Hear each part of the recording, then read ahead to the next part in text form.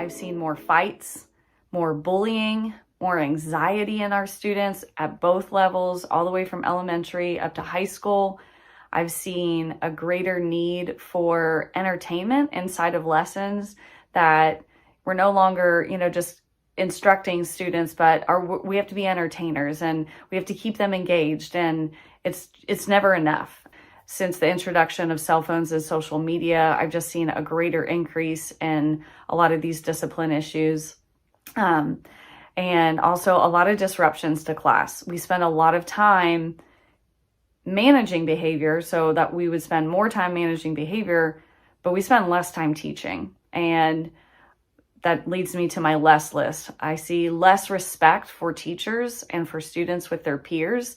They have less basic knowledge of social skills. Students that before the introduction of social media and smartphones, students were able to engage in face-to-face conversations. I am a language teacher, and so the crux of my class is using social skills and communicating with one another. And it just seems that I'm having to teach basic skills like not interrupting and, being an active listener, things that I felt like were more intuitive for students prior to the introduction of cell phones and social media. I think technology is a bit of a double-edged sword. It has enabled teachers to connect with students in really unique ways. Students who might otherwise be hesitant to connect in class, to raise their hand or to participate, they can participate when part of a lecture is digital, when they can contribute anonymously. So it really opened the door for connection that way. On the other side, students are looking for constant entertainment. When there isn't enough stimulation or high enough entertainment value, they don't see the lesson as meaningful. They're so wired now, I think because of technology, to be given that instant gratification, the ability to Google things and get the answer on a multitude of platforms makes them so incapable of struggle, even in the short term, that they just give up. They raise their hand. I can't find it. It's not there. Students have an incredible skill set. They really do. What they don't understand are the ethics of technology. They can be problem solvers. They can figure things out. They struggle a little bit. They require such an instant gratification. They're wired for immediate feedback and immediate answers when it comes to technology, that if they can't find it right away, it must not exist. But beyond that, they seem to live these two lives. In the real world, they understand the ethics, the right and the wrong, and how to speak to people. But in the digital world, they don't understand the ethics of it. Well, just because you can copy and paste that doesn't mean you should. They didn't know how to interact with each other. It was hard to form groups and get them to work with people that they didn't know. At lunch, they were all on their cell phones and not talking to each other. Academically, it feels a lot more like I have to entertain kids more than I used to. So when I give notes, I have to find a way to make it more interesting. I have to find a way to give shorter segments of notes because they just can't pay attention like they used to. We loosened up our cell phone policy. It was also right around COVID, so 2020, 2021. Our school switched from 12-week trimesters to 18-week semesters. And we found that even though we had an additional 6 weeks, we couldn't teach any more information. The kids couldn't maintain the pace that we'd been teaching at for the last 10 years or so. And so we had to slow down, and now we spend 18 weeks covering the same amount of material that we used to cover in 12 weeks. We have had a lot more kids getting diagnosed with things like ADHD than we have ever seen in the past. And we've also seen a lot bigger mental health type behaviors that we've never seen before. Kids running away because they're struggling or because they're frustrated, hitting, kicking other kids, hitting and kicking teachers, destroying classrooms. Heightened disrespect for adults and for people in authority. And I think that comes from overexposure to computers and to technology, and certainly to our mainstream media. A disconnect with our students in how to appropriately speak and appropriately listen with compassion, listen for understanding with each other, and what they're not doing by spending time on devices. I don't see kids riding bikes and jumping ropes and hopscotch and the types of things that really build our brain. It is difficult with video games, social media, lots of things where they're getting that release of dopamine and they have all this entertainment all the time to get them to focus on a difficult task and sustain that focused attention for a long period of time. Students and discipline regarding inappropriate use of their phones, because you don't know when someone is checking their phone or if they're snapping a picture or if they're taking video, and it very well may be without someone else's consent. Students have a tablet, a phone, a smartwatch, a school-issued device. It is a distraction, and it is detracting from teachers' ability to be effective teachers because of the constant distraction that those devices present. Well, welcome. I'm glad you're here. We are the only thing standing between you and lunch. So I thank you so much for being here today. I hope you're enjoying your time in Davos. My name is Chris McKenna. I'm the founder of Protect Young Eyes. We're an organization that works with families and schools all over the states, some internationally, to help create safer digital spaces. Please, Mark, come on in, and your team, bring them all in. We have a conversation today that is going to build upon the video that you just saw here. These were teachers. I sent an email out to our list at Protect Young Eyes and said, are there teachers that would like to share your perspective, particularly teachers that have been maybe in the profession for 10 years or more and have seen students over a longer period of time? And I received over 90 responses back from teachers who wanted to share. I had some email responses, but then others who were kind enough to share some of their perspectives in the video that you just saw here that I think you'll also be able to watch afterwards and share with others on the Human Change YouTube channel, where other video content is being housed. But we do have another panel of experts here that I'd like to bring forward. In fact, we have two panels of experts here, not only those who were officially brought in, but we have a team here that has been joining us throughout. Mark and everyone, please, Jen, please come in. Alicia, Patricia. Yeah, they're just going to, we have seats. Yeah, they're moving around. You can split up on either side. Yeah, good. I'm going to introduce the panel that's going to be having conversation with us here up front. First, I'd like to introduce Michael Rich, who's going to come forward here, the mediatrician. You can see his book and different things from Boston Children's Hospital. We have Dr. Stacy Drury, who is the chief psychiatrist that works with Michael at Boston Children's. We have Larissa May, the executive director of Half the Story. Okay. It's moving musical chairs up front, right? We have Dr. Phil McRae, who is the executive chief officer and associate coordinator at the Alberta Teachers Association. And Dr. David Edwards, the General Secretary of Education International, who is here on my right, sliding in. And so as you saw in the video here, I think we're going to have a really robust conversation. Obviously, we want our young people to have digital access, regardless of the country that they are in.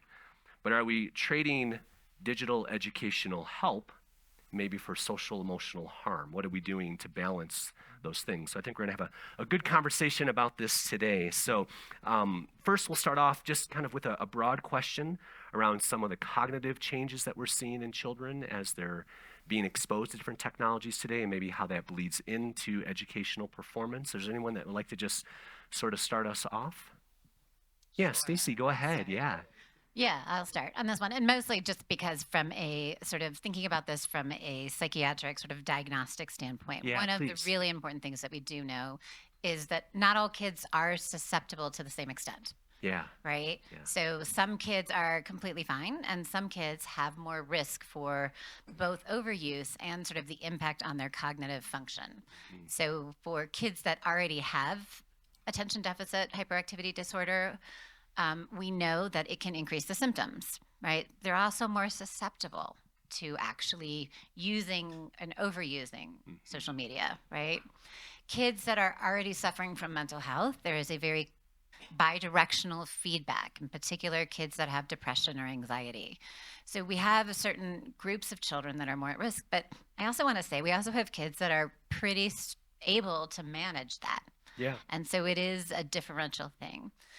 There are changes that we do see in longitudinal studies, and I will hand that over to you to talk about. And one of the things that we often talk about is we see changes in brain development, but I want to make sure that we don't presume that every change is bad, right? And every change is maladaptive. So while there are key things that create challenges and certainly problematic conditions, I also want to be clear that as we talk about the neurobiological changes, we want to make sure that we are linking them to outcomes that are negative, rather than just saying these changes are bad without having that data. And differentiating between those two. So it's not just all the sky is falling, that every change. Yeah, no, that's good. I hope we can expand on that. David, did you want to build on what Stacy started? Is it on? You are, yes, you're good. I was telling them before we started that I'm seeing this as a bit of professional development for me because I come from a much higher level sort of globally on these issues and haven't been in the classroom for quite a while. Yeah. But I do talk to teachers all the time, and some of the data that we work on is Education International. We're on the board of the OECD's Program for International Student Assessment, the PISA. And a lot of headlines that came out of the 2022 PISA were, we've seen this massive drop coming out of COVID. Almost all countries, except for a handful, were affected. Mm-hmm. Many of those countries were actually in Asia, with the exception of Lithuania, I do believe, in terms of actual performance. But at the same time, the Andreas Schleicher, who's the head of education at the OECD, and he and I every year co-host a summit where we bring together teacher leaders and ministers of education to talk about research and data. Excuse me. And he said that, if you just say it's about the access to the smartphone, so it's 30% drop, right? If you just say that, but if you go into that data a little bit more, what you find out in the questionnaires that accompany PISA, so they put out questionnaires to principals, to teachers, and to students, they found out that when technology was used for pedagogical, purposeful means, it did not correlate with the drop. Interesting. But where students talked about the fact that they were using it, in their free time or just for entertainment and things like that, that's where they correlated with the drop. Interesting, yeah. So it's again, there's a good theme here, right? This differentiation, making sure that we're interpreting the data and not applying that negative part of it to all outcomes, right? We have to really differentiate. Larissa, do you want to build on that? I just want to jump in here because in our work, so our program is very focused on the intersection between digital habits and emotional resilience in the digital age. And in all of the school partners that we work with, when we came to this question, we wanted to think about what are the best outcomes for our kids. And if you look at a lot of the research and even the scales that have been created to qualify and quantify the effectiveness of programs, they have been largely deficit-based.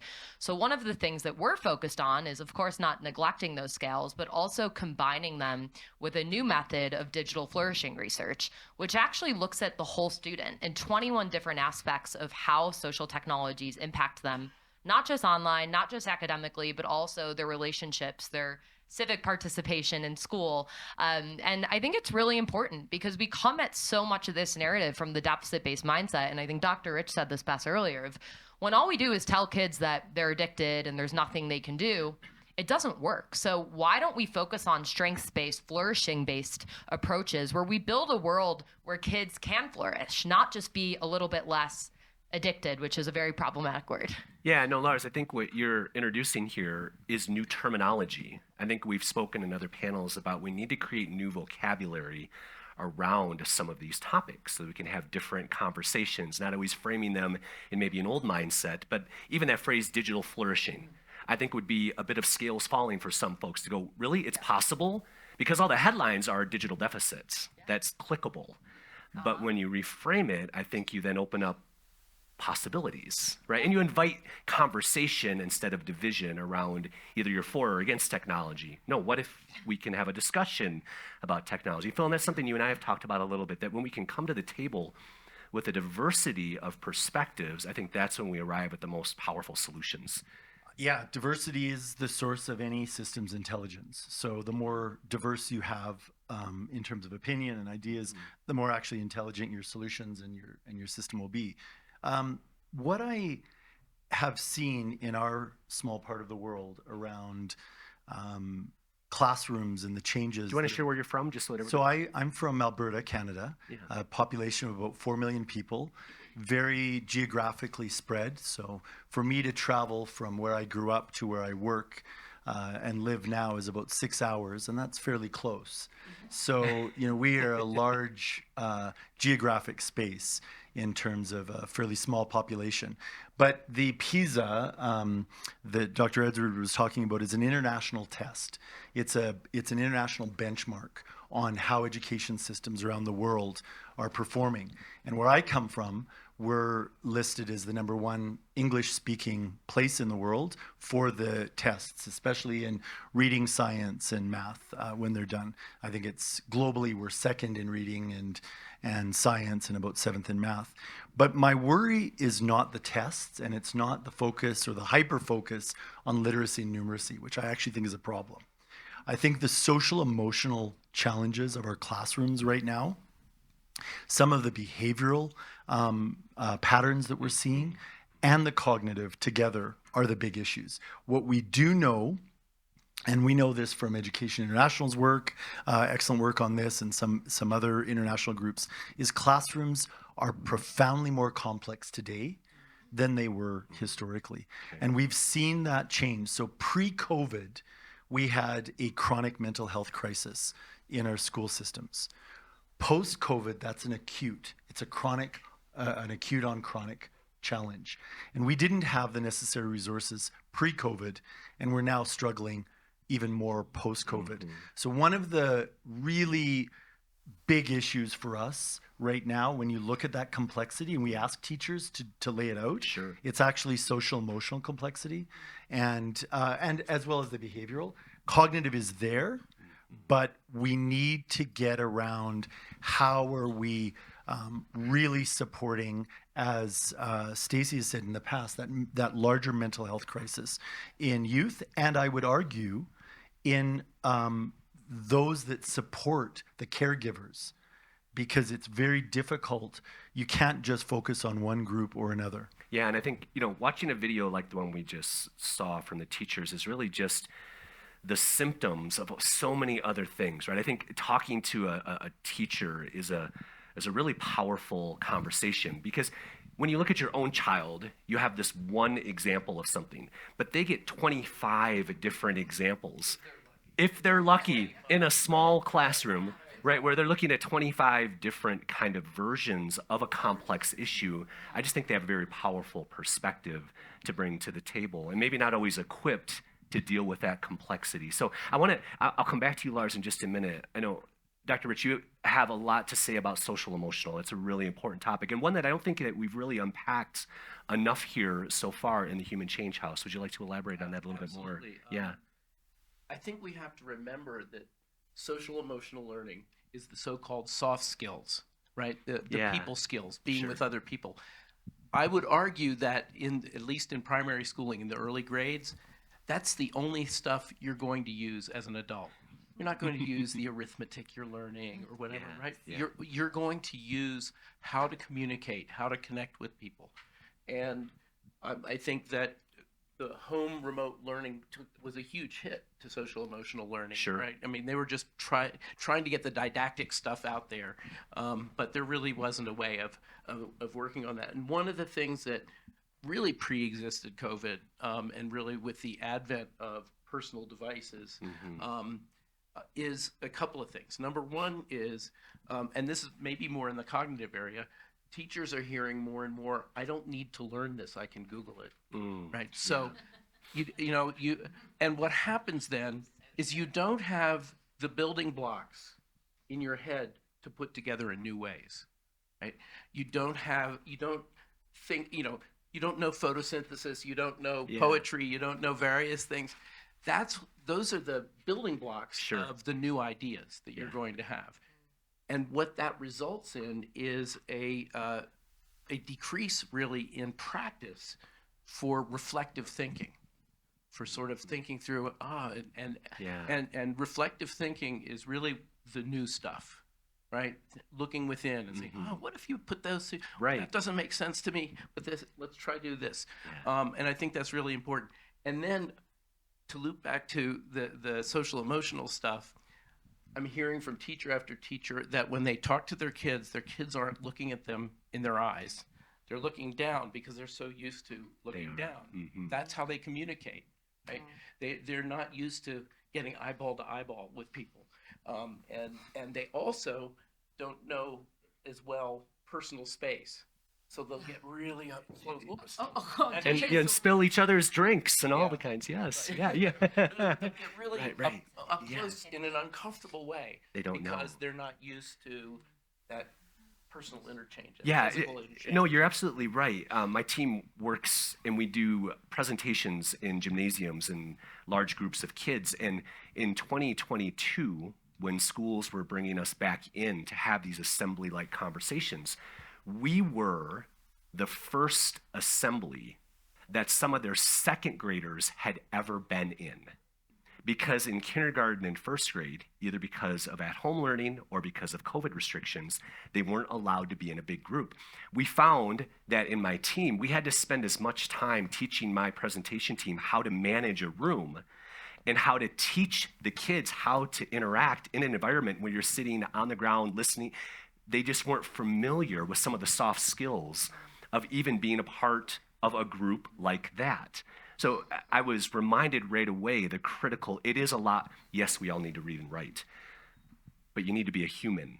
You need to know how to interact with other humans, and I think sometimes that part of it isn't enough a part of the conversation, which then leads to us seeing when they're not performing well, blaming it all on something like social media or blaming it all on something like technology. Wait, that started a long time ago. Let's put this all together. Lars, did you have? Yeah, I think I want to just zoom in a little bit about what does SEL actually look like within this context. Okay. And because it's important to talk about what specific skills we're addressing here. And I think first and foremost, I always say digital wellness is an inside job.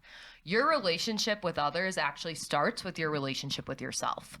What technology is doing is preventing kids, it's really pruning them of their ability to identify with their emotions themselves and in turn others. And so when we think about what are some of the core skills that we want to teach kids in the classroom, it's emotional contagion, emotional granularity, and self-compassion, both in the digital age and outside of that digital age.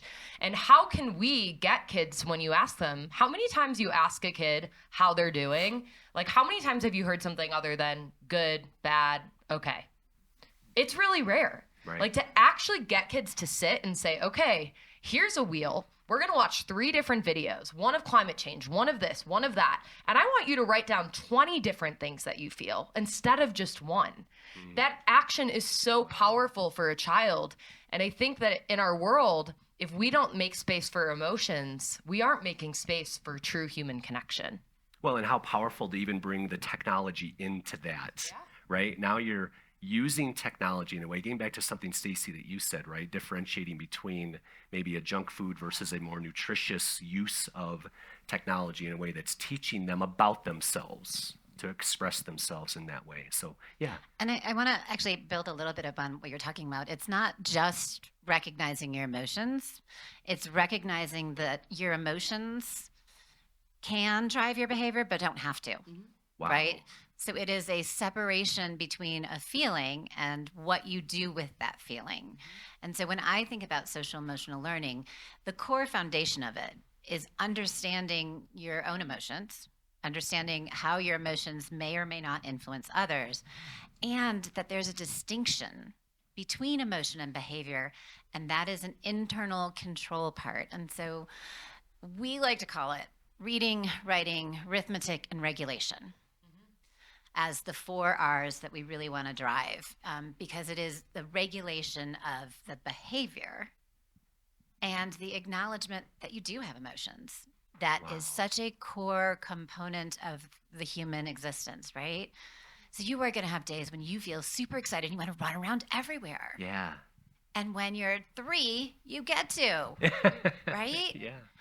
And when you're 7, you get to a little bit. And then unfortunately, as you get older, you get less and less freedom to run around. Yeah. But that's what true social emotional learning is, and how that affects the environment and the people around you. Wow, I think that's a great segue then, Stacy, into what we touched on a little bit earlier. I think, Phil, you talked about this, what we're hearing from teachers. It is a more complex time to be a teacher. And I'm wondering to myself, I'm not in education, are our current teachers globally, not just in the Western world, but globally, equipped for that 4th R, equipped to help our students learn regulation and to weave that in, or are we missing something? So I'm going to, how should I qualify this with a few things, right? Please. So teachers globally, we're about 62 million educators globally, right? Okay. Of those, 32 million are part of Education International. We work with a lot of them on this very issue. The fact of the matter is that in the OECD countries, in the organization, the developed world, let's call it for lack of a better word, they are just realizing that we need to invest in teachers learning both in service and pre-service around the use of tech and all the challenges. Okay. Outside of those countries, there is very little to zero. I would almost go, there's probably no really good systematic national level, regional level efforts to try to ensure that teachers, in fact, because of the global teacher shortage of 44 million in many of those countries, they're bringing in people who are not qualified, who have on 0-hour contracts, and just, well, in some places they're actually experimenting with them. I'll give you a quick example. There's a group called New Globe. Yeah, they used to be called Bridge. Their idea was that we don't actually need teachers that themselves are learning or have that social-emotional learning ability or the cognitive abilities. We can just get 16-year-olds and we can basically hand them an iPad and we can call these things private. We can like create sort of, imagine like a container, call that a school, give a kid a little badge, make it a private school so they feel they've got some status. And then we could have somebody in Cambridge, Massachusetts, on the iPad, control that person, tell them to walk around the room, tell them what to ask, when to ask it, and treat them like a drone, okay? So the way in which technology is being employed in some poor countries is very different than it's being deployed in rich countries. So we used to have this thing called the Delors Report, which was the Treasure Within, a book. If you haven't heard of it, it's a fantastic book. It was just renewed. Learning to know, learning to be, learning to do, learning to live together. Okay. Those different types of learnings are debated right now globally. Like social emotional learning, there's certain foundations that support it, fewer and fewer. And there are certain foundations that just support what's called foundational literacy and say that that's a distraction and they shouldn't. At the same time, recess is disappearing. At the same time, teacher prep time is disappearing, and qualifications and all is disappearing. So that's a qualification before I answer your question. I'm kidding. I'm done. No, that's good. I want to just say one thing about go ahead. teachers because I think it's really important. And so I will couch this in my own experience. Sure. So I lived in New Orleans during Katrina. I had the wonderful experience of my entire home being destroyed, had a 2-year-old and a 6-year-old. And we were incredibly blessed. We moved up to Ohio, stayed with my parents who thought this was the best gift ever because they had their grandchildren. Right. And then moved back home and started school in January. And we'd had a lot of external support come in and help to get those schools open. And what we forgot was that all of the experiences that the kids had had, our teachers had had as well. Yeah. And so their ability to provide a safe, comfortable, warming, nurturing environment for children was compromised. And they told us the kids were not listening, didn't know as much, didn't learn, didn't know what to do. And then we paused and we said, how are you? And they're like, I'm working here, and then I'm going home and I'm cleaning out my gutted house, and my refrigerator's still in my front yard. Wow. And you want me to come in and regulate a bunch of children. Yeah. And so I say that because in the post-COVID world, we're seeing the same thing. And I think we forget that these global traumas they absolutely affect kids, and they absolutely affect the home environment for kids and our teachers. still had that same thing. They still had that same loss. And many of our teachers, and I will say this in some of our work in Africa, many of our teachers lost entire family members, like entire families. And so they come to the same really hard job for which they are absolutely undersupported and underpaid everywhere. Right. With the trauma that we don't give them the space to have. And so if I am frustrated or I am traumatized or I am exhausted, I can't help children learn to learn, let alone regulate. Yeah, and I think to connect it back to the purpose of the Human Change House is how can we not allow technology to exasperate that which might already be present? How can we use it in a way that isn't multiplying existing harms, not just to blame it, but then also to use it in a way that helps in those situations? Yeah, Phil. Well, first of all, I want to thank Dr. Drury for making, that comment about who cares for the caregivers. Yeah. Any public-facing profession, and Dr. Rich and I have done a great deal of work around both healthcare and education working together, because it's not one or the other. To your question around the Human Change Project and some of the things we can do, one of the things that we haven't talked about as much, but I'd really like to bring up in this panel, is the role of play and the role of play as learning. Play is learning. You learn how to get along together when you play. Whether it's with a video game or not, you have to try and figure out how to learn together. And I think we sometimes think of play like recess or as an extra or a side piece, and it's not. It's a really fundamental part of the human condition and development. I mean, that's how we as a species have learned, through play. And that's actually how many species learn, is through play. Yeah. And I think that, we need to be engaged with our children and youth and with each other in more forms of play. And if that means playing with them in a digital space so that you can understand that space, so it's not a negative or stigmatized, then let's be part of that. But, I would love to say play is learning. Yeah. And how do we encourage more play? But all play is not equal. Free play, where kids make up the play. That's right. Where they figure out the rules. They figure out how to get along, how to cooperate, collaborate, or oppose each other in that.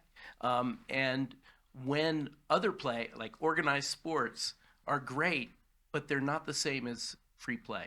They are playing an adult-directed game under adult-created rules. That's right. And they're learning to conform, but they're not getting the richness of free play, which is really about how to be a human.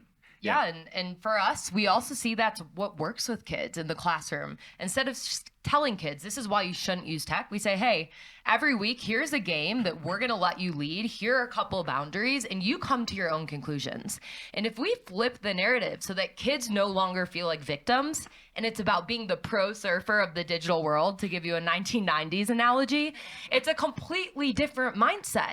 You don't have to be the victim. Be the player against the algorithm. Can you game the algorithm? Can you unhack technology? I mean, even yesterday, one of these kids came up to me. They said, what can I do? I said, all right, let's take your phone. Let's think about all the things the engineers have done. Now let's pull that apart. Let's take off the notifications. Let's turn our phone in grayscale. Like, what can we do to be a part of that, as opposed to just feel like we're being taken advantage of? And that's where, which what you said is critical, is how do we go from emotions to agency to create different outcomes and action?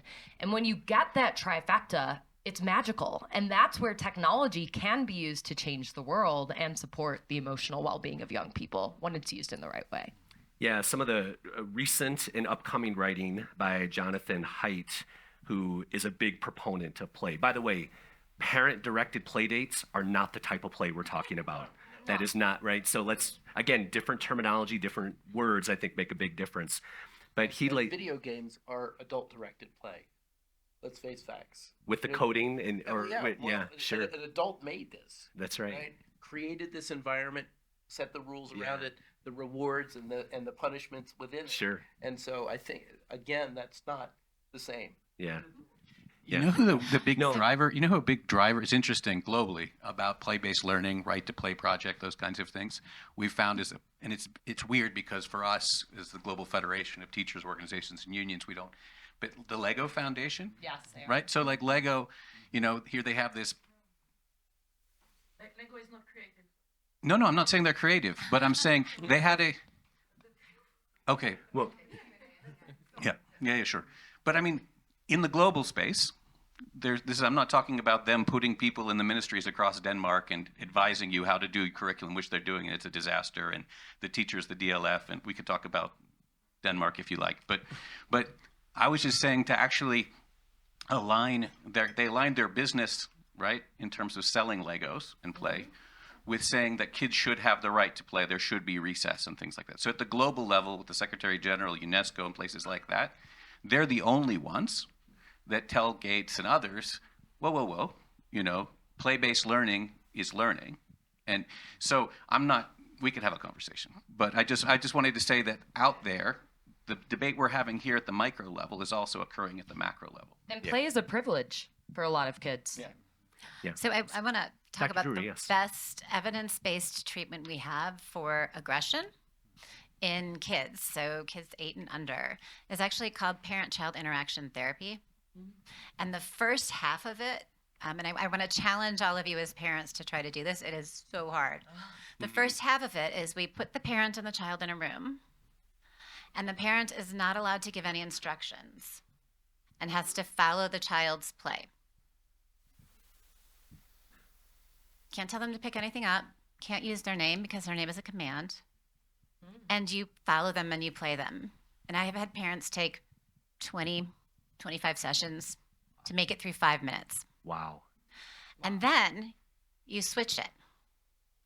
And we work really hard on understanding when you have to give a command and when you don't have to give a command. And so you play, and then we tell the parent to give a single command instead of go clean your room. How many steps are in go clean your room? A billion, right? Depends on what your room looks like and where it's going. It is the most effective evidence-based therapy we have for aggression. It's now been converted for anxiety, self-injurious behavior in kids with autism, and depression in little kids. And it is fundamentally based on play and interactions with the caregiver. And the homework is that they are supposed to spend 5 minutes just 5 every day, just 5 minutes Yeah. in child-directed play. And that builds emotional regulation skills that treats depression, anxiety, aggression, and helps with the social interactions and self-injurious behavior with autism. Wow. That's how powerful it is. Yeah. I mean, it helps the parents too. And it's really hard. Yeah, I it's just really challenge hard. all of you to go home and do that and not 5 say minutes. no Yeah. and not give a command for 5 minutes. Yeah. Go ahead, Dr. Rich. Was there anything else? Yeah, I mean, I think that one of the things that adults have done is forgotten how to play. Right? We get so. Are we too into much on the our way- phones, maybe? No, it's not the phone. I mean, it's just the way our education system Sure, works, the sure. way our work system works. We don't think of play as important, so we Right. don't do it. Yeah. And what's really interesting is, in particular, dads have forgotten how to play. They have. Yeah, even more than moms. Yeah. I hate to do a generalization like Sure. that, but you know, we see play as frivolous, as a waste of time. Right. It's not productive. Not productive. Yeah. And it's hugely productive. Yeah. So, I mean, what I'm hearing so far, whether it's with teachers who maybe haven't been given the skills to manage a more complex classroom, or it's with parents who haven't been taught how to manage their parenthood, their children in a more complex world, we need to educate. We need to, however, exponentially increase the amount of education in the right people so they can help our young people manage these more complex things that they're dealing with complex technologies. Yeah. You know, I think education is something that we have all agreed on. But to this point about even adults and spaces, we live in a world where space and time is compressed. Technology, I actually see in my life as stealing a lot of that time away. When I'm present with friends or strangers that I haven't met who are just friends, you know, that I haven't made yet, that idea of keeping the technology away so that you can be present is really important. And I think that one of the other spaces is nature. I mean, I grew up in the Canadian Rockies, and being outside actually amplifies time. You know, there's a strange, and it's very, for me, visceral to think about, you know, going out hiking on our family's ranch, or, you know, up to what we call a buffalo rock, which is a rock the size of probably half of this room that, you know, is, you know, 15 feet out of the ground, that you can climb over, that for thousands of years, the buffalo rubbed so that it's like glass on the side of it. To go there and to climb that rock and to be out there amplifies time, and it is a form of play, because growing up, that's what many of my friends, you know, when we come over, technology pulls or sucks the oxygen out of the room at times. And so being present without the technology interrupting that relationship is, I think, really important, not just for children and the play-based therapy that you're talking about, that I want to know more about for aggression and so on, but just even, you know, when we're together and we spend time and share space, that you're able to do that even outside as a therapeutic place to, you know, play in our own way, right? Especially outside. Especially outside. Mother You know, Nature is calming, centering, but she's also implacable. If it's going to rain, you've got to figure out how to keep dry. If you know, That's right. If the cold comes in, you know, you have to deal with it. And but it's much easier than human beings, but it also helps you be a better human being. Absolutely. And the teacher in me looks out at this group, and when I was talking about our Buffalo Rock, and, you know, I could see every one of you, the imagination of We were interested all of a sudden. places in your life where you've been, the spaces that you've been to, the nature that you've enjoyed, and almost yearning for that. And I think that's another fairly easy solution. Let's, you know, get outside and play. I'm going to ask, I know that we're going to have some good questions from the audience here, and so I'm just going to ask a couple of you to put on your crystal ball hats for just a minute, okay?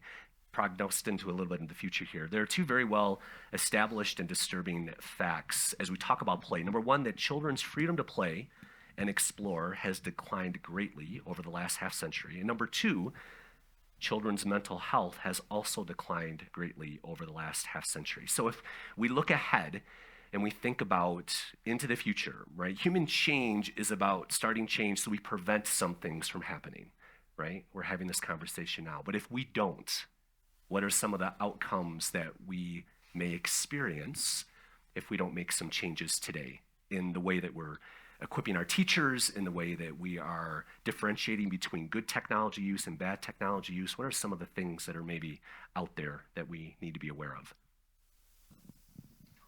Well, I think I'll say something. I think that we are already seeing predictions all over this town this week about how many jobs are going to be lost because of AI. You know, because we are teaching to do relatively mechanistic things in many different environments. And so if that's all we're doing, if all we're learning is how to do some task that AI is going to be able to do, how can we learn to stand on top of that AI and use it as an force multiplier, I guess, really. Sure. But what that's going to do, what we need to do for that is, back to the free play, is to be able to think, be able to do reflective thinking, and to think the new, because we're not having to do all that mechanistic stuff. And instead of being lazy about it, go where no one's gone before. Right. Dream big. Yes. Dr. Drury. Someone's going to have to go after me because this is going to be not shiny happy. Okay. So we're going to lose a quarter of this generation of children. They're going to die. And they're going to die because of mental illness, whether it is overdoses, whether it is gun violence, whether it is the inability to regulate their emotions and they end up in the wrong place in the wrong time, or because they kill themselves. Yeah. And that is gut-wrenching to me. But I want to make it clear that if there is not a huge swell now, it is going to get worse. And it's going to get worse because not that COVID caused it, but because COVID shifted every child and I will say disproportionately because those that had more access to being in school are going to do better, but shifted every child 2 years to 3 years behind. And we are ready. Don't give them enough time to learn the things that they need to learn that I think are most important, which is how to get along with people and be with people. Right. But it's not that they're 2 years behind. It's they had 2 years of not. Yeah. Right? Yeah. And so we have to understand that this is going to get worse, and it's going to get worse and younger. Right. Because our littlest ones, the most important critical time period for them, when they learn to play and learn to share toys, right? We didn't let them share toys for 2 years. Good Lord, we ripped it out of their hand and we wiped it down with Clorox. I wiped down Dorito bags. I mean, that was a whole thing. But so we have disconnected the core developmental window for our littlest kids who are then going to go into school, and they're not going to know how to share because they didn't have to. And in fact, we thought it was dangerous. Right. So we've created a fear circuitry around sharing toys for our littlest kids. Right. So it has to start now because of the number of kids that we're already losing to suicide. And it is going to exponentially go up over the next 5 to 10 years. And that's if we jump in now. Right. And it's not just the little kids. I take care of adolescents. Yeah. Adolescents are biologically driven to get the hell away from their parents, to get with their peers, and to invent themselves, essentially, out there in the big world. Right. And what we did was, we're going to lock you in a box with your parents for a year or more. Right. Right. And we're seeing lots of problems. I see this as the long tail of COVID in many ways. It's the mental health issues that have arisen from basically completely blocking the natural biological development stage of adolescence. Yeah. And we put the smartphone and the tablet in front of them because they couldn't be with anybody else. Right. And who can blame Except them? in Fortnite. They were together in Fortnite. Yeah, they were. Yeah. Go ahead, Dr. I think since Stacy brought up the teacher well-being issue, I'm going to go with that one for a second. Well, there's always shiny happy potential, right? But I can't start with shiny happy because it's too real. They're wisdom workers, as you call them. I call them wisdom workers. They're in every community around the world. They're in conflict communities. They're in Gaza. They're in Uganda. They're here in Davos. I actually spoke at the Davos school last time, the public school, when I was here. I had it with students about the SDGs. It was a really great thing. But they are saying that they are not leaving their profession. Their profession has left them. Okay? So at the exact moment where we need people who can deal with complexity, with moral clarity, to help people reach higher order thinking, to solve some of the most, human change-worthy problems there are, we can list them all. What we are doing is we are converting globally, what I would say, okay, I'll stop. We are turning it into a routinized, joyless, bureaucratic content delivery system that has basically will mean that young people will look at it in the classroom and they won't want to be that. The people who are there don't want to stay. And at the same time, it's the most important profession. The WEF just said out of AI, at the jobs report, education was going to be the one that's going to grow the fastest and we will need in order to be able to navigate all the challenges that AI brings. So I just think the wrong drivers are actually at play in terms of actually bringing us the wisdom workers and helping to develop the wisdom workers right now. And at the same time, there is a huge divide growing. Well, it's there right now, where there will be, for the richest of the rich, there will be a certain type of education that will get Michael into their classrooms to help and Stacy to work on trauma and teachers, and they will have beautiful professional development opportunities. The teachers themselves will feel good and supported. They will have good vacation time. They will have good salaries and feel respected in their communities. They will be able to design and use things. They will not have scripts. Mm-hmm. They will have autonomy. They will have respect. And then there will be the rest of the world, which I call OPC, other people's children. So when the policymakers are talking about, the 270 million children that are out of school, they will be saying, well, we have a chatbot for that. We know how we can solve. I'm literally on panels at the UN where people say to me, yeah, but it's too expensive to train teachers. Teacher training, teacher salaries, recurrent expenditure, it's too expensive. 80% of recurrent expenditure in education goes to salaries. Wait. We can do that for a fraction of the cost with chatbots, but not for my kids, right? Right. There's a cautionary tale that goes through education, which is in the future, every child will have a tablet or a computer, but not every child will have a teacher. Yeah. Wow. That wasn't shiny. That wasn't. No. Well, I imagine that is stirring up some thoughts, and I would love to hear some of those thoughts, some of those questions that we have stirred up here. So yes, we're going to pass around some microphones here. So, sir in the front, did you? So I'll be brief, I promise. Yeah, I really want to hear from this front row here. I just want to, I mean, this is amazing. It feels like a real corrective to the boulevard of AI that's out there in the street.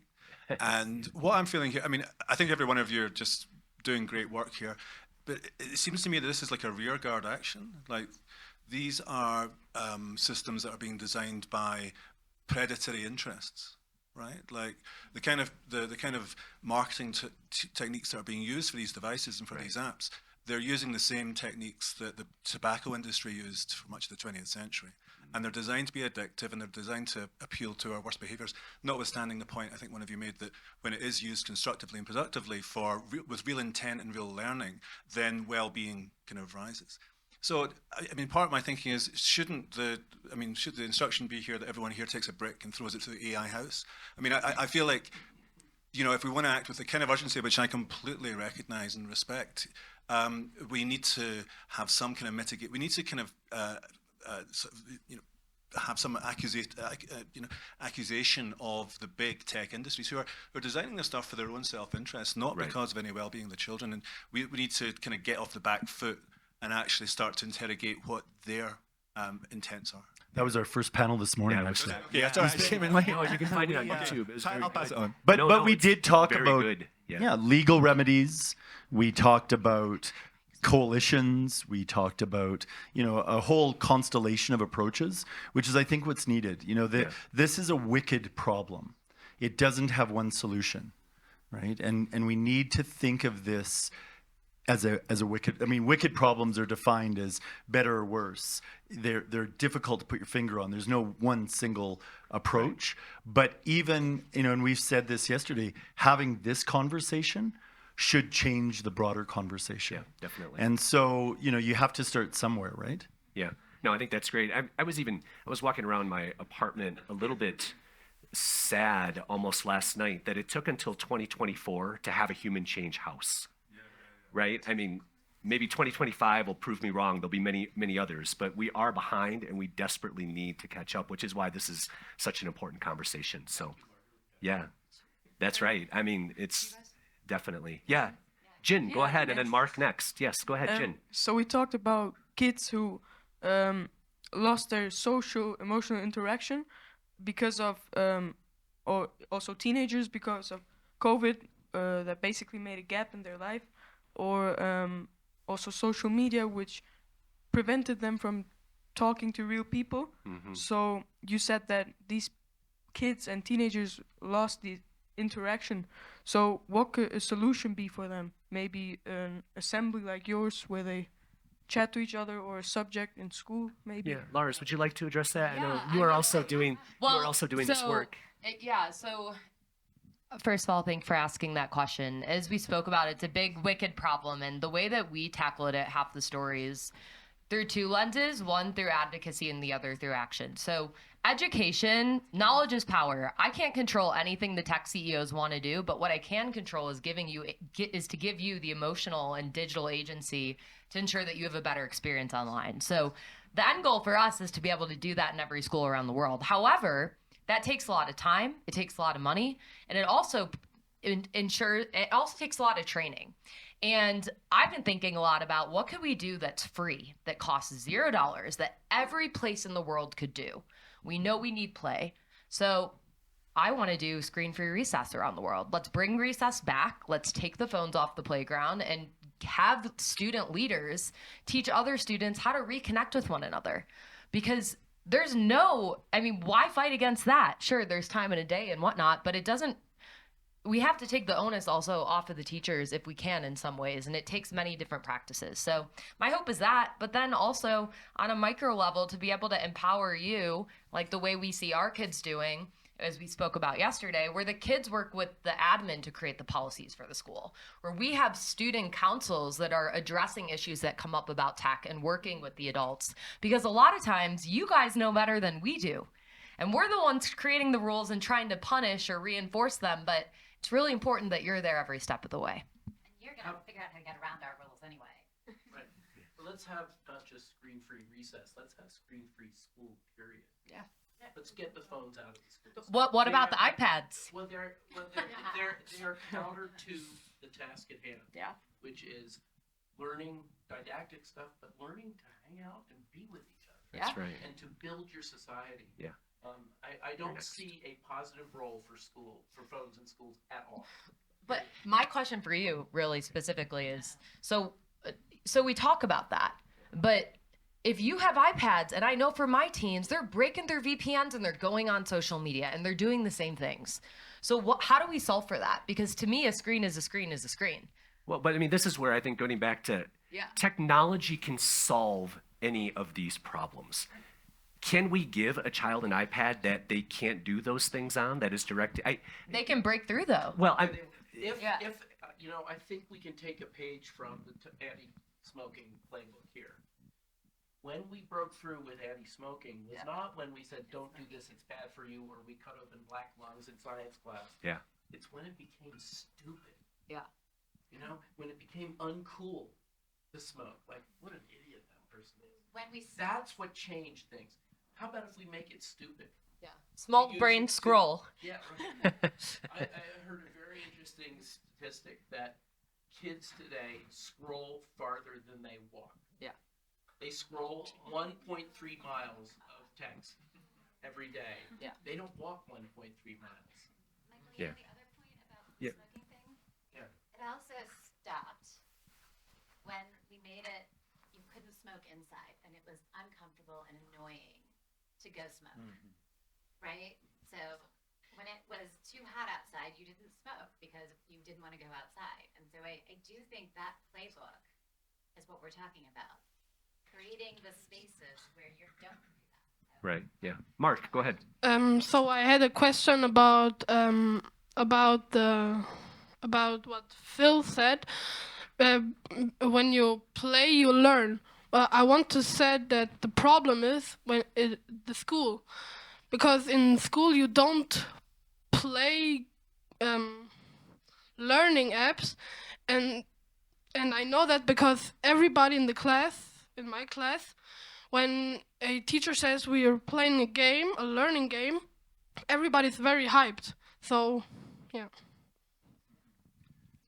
You know, in terms of how we structure school and what schools look like, we have so many different models, but one of the important things is the resources and the time and the support and the space for play, for recesses, for the use of technology in a pedagogical way. I mean, you know, some of these things we know what is working. The big problem is that literacy and numeracy, or, you know, math and reading, becomes a hyper focus, and everything is tested, and there's no time for doing some of these other things. And, you know, that's part of some of the bigger problems that exist in school. So yeah, we need to work on these with students. Yeah, go ahead. Yeah, again, and then back there. Thank you. Okay. Yeah, good. Okay. Dr. Stacy just mentioned that our generation is could have a lot of possible consequences, and you stressed that the negative consequences. And my question would be, if we don't do anything about it, how is my generation going to be able to be a potential teacher? Because if that mentally damaged person wants to be a teacher, he cannot teach children how to not be mentally damaged. And would AI be the better option then? So I think we have to do something now. It's a philosophical. That's a great No. No. But is human developed back? Like, you know, the one thing we haven't talked about is that there will be a blurring of boundary between carbon and silicone. We've talked about iPads, we've talked about phones. Vibrating haptic tattoos already exist. Yeah. The patents are already there. You know, we are on the threshold of a shift in terms of technology being embedded in the body, being in our clothing, that will make it very difficult to go offline. So, you know, these conversations now, we're dealing with this historical moment, but very soon, 5 to 10 years, we're going to be having another conversation. So I have a favor to ask of you three, because you're the ones, actually you four, sorry, I'm bringing you into this. Start talking about your mental wellness. Start talking with your friends about what makes you happy, what makes you feel good, and how sometimes there are things on social media that make you feel bad. That conversation in and of itself, making it okay to talk about mental illness, is the most powerful tool we have. It's you ask about whether or not you feel like killing yourself is not something that will ever trigger anybody to kill themselves. Right. And it is incredibly protective because it means that you are valued. And it is so hard to do. And it is so important that you start making it okay among your friends, your peers, and kids around the world to talk about it. Yeah. Because grown-ups have done a terrible job. Right. And we need your voices. Yeah, that, I think, that's what you can do. Yeah. Margarita. Thank you very much. So I would just, this question came to me already, like I think 3 years ago, something like that, when I saw all this global trend of kind of damaging our children. And of course, COVID showed it very clearly. What does it mean for a child to get the information from digital and not a real person? We in our company, we have, for example, a service where psychologists are answering the question of employees. They can call and ask. And I asked, what was the questions before COVID? And it was kind of the family question, or maybe people were moving, how to adapt. But after COVID, the main question was how to bring children back to school, because they're just not able to be in a group of children after staying for 2 years. Especially it was, for example, in Brazil. Right. It was for many children. It was like breakdown to be together again with children. Right. But what my question was, and this I asked my psychologist at home in Zurich. She's already retired. I said, "Oh my God! But it is so clear." The damage is done by this technology to the children. Where are psychologists? Millions of psychologists around the globe. Why they are not stand up together? Because they are the specialists who could say to the whole world, this is the danger for the whole generation of these children.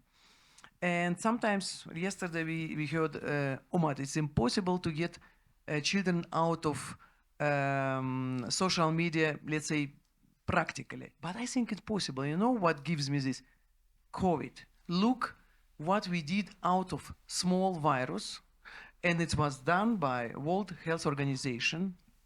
It was much more than to get out children of the of something, of the gadget. They closed the whole schools. Planes didn't fly. The companies were shut down. Everything. We, the whole world, silently stand up. For the virus, were the children, by the way. I mean, I don't want to discuss was it wrong or good. I just want to say the power of World Health Organization to do something with our world was amazing. They showed it to everybody what they are capable to do with us. Right. And I think here we are speaking about something, for me, something much more dangerous than COVID. Where is the World Health Organization?